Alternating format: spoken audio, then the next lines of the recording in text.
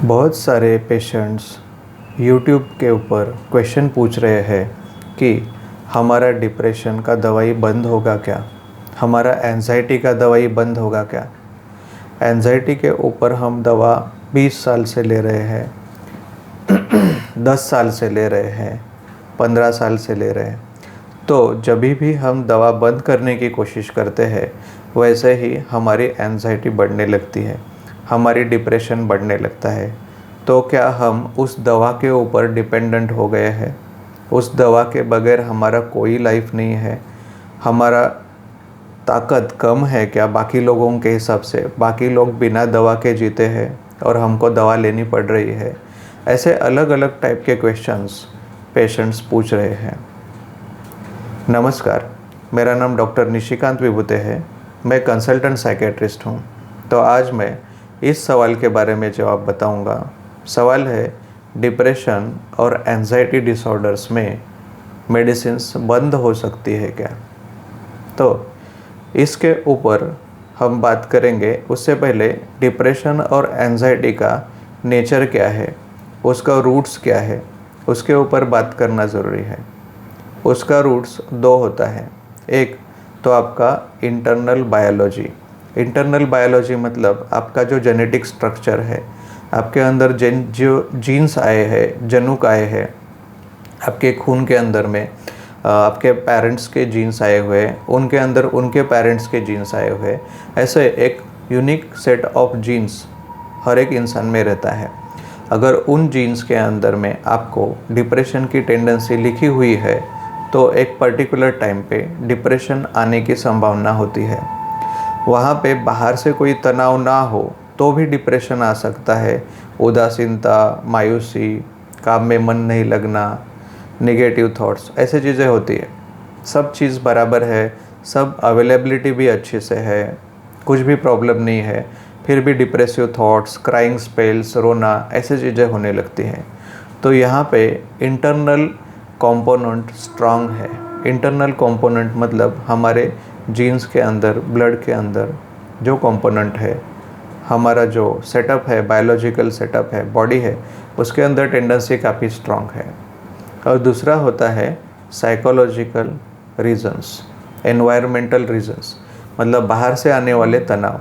अगर बाहर से आने वाले तनाव ये स्ट्रॉन्ग कंपोनेंट है, इंटरनली आपका बायोलॉजिकल सेटअप एकदम स्टेबल है, लेकिन बाहर से डिप्रेसिव इवेंट्स हो रहे हैं, डिप्रेसिव सिचुएशन, तनाव की सिचुएशंस आपको फेस करनी पड़ रही है, तो जिसकी वजह से आपको उदासीनता या एंजाइटी फेस करनी पड़ रही है।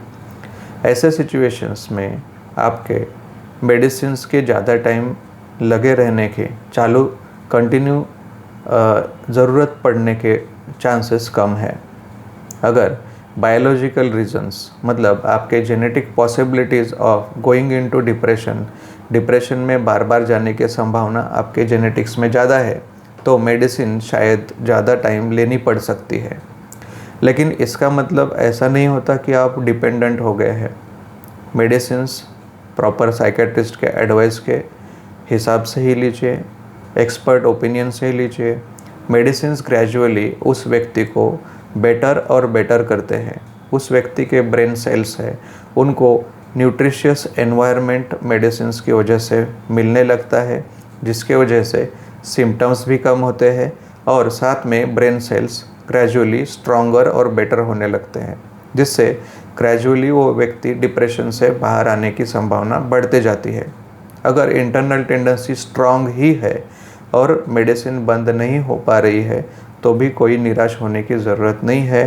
तो डॉक्टर के एडवाइस के हिसाब से आप मेडिसिन कंटिन्यू ले सकते हैं।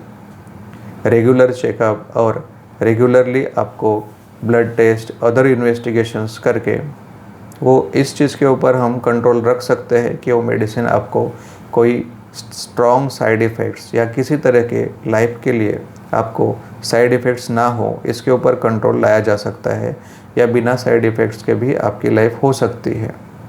दूसरा चीज़ है कि जो सिचुएशंस, जो डिप्रेशंस एक्सटर्नल एनवायरमेंटल फैक्टर्स मतलब तनाव के सिचुएशन से तैयार हुई है, ऐसे सिचुएशंस में काउंसलिंग और साइकोथेरेपी, CBT, ये सब चीज़ें ज़्यादा हेल्पफुल होती है।